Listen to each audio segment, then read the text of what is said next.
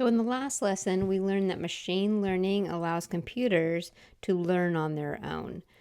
The algorithms look for patterns to make predictions and decisions. So in the AI for Oceans activity, you used image input as fish and not fish to train the model. You told the model what was a fish and what was a not fish. And then the model looks for similar patterns between fish to help identify other fish. This is called supervised learning. You also fed the model input labeled as not fish. And so the model had to distinguish between what things that were not fish but had characteristics of a fish to determine if it was not a fish.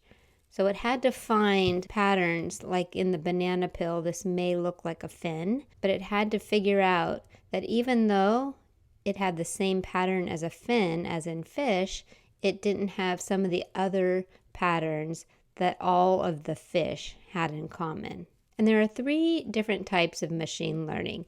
There's supervised learning, that's what we just used for our AI for Oceans, unsupervised, and reinforcement. What supervised learning is when you feed an agent, which is the software, a known data set. So you label all of the data, like when we labeled fish and not fish.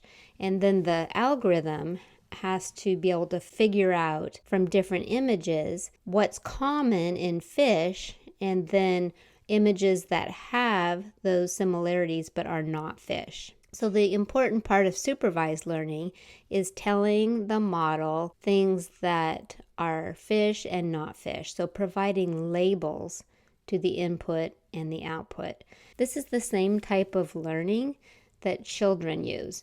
Supervised learning. A child has a teacher to tell them if they're doing things correctly or incorrectly.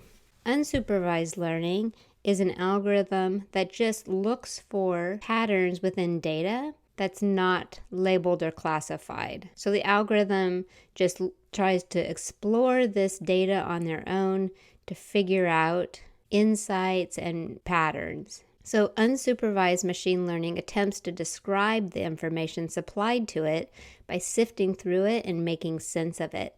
And this is how adults learn, right? We have all this prior knowledge, and so we are able, when given a problem, to kind of use our prior knowledge to figure out what we need to do. So this is an example of unsupervised learning. We can look for patterns in a problem that's given to us and see if those patterns have popped up in the past to help us solve current problem.